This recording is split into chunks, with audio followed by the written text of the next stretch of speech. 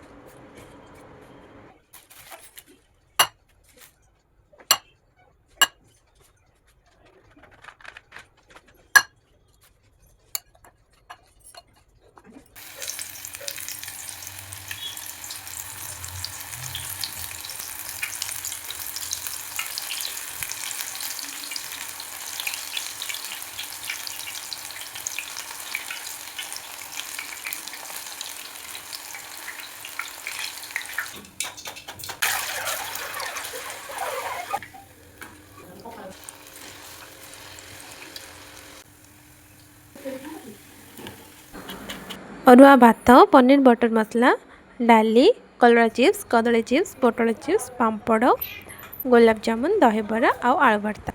आशा करे मो वीडियोटी आपको भल लगी। Thank you.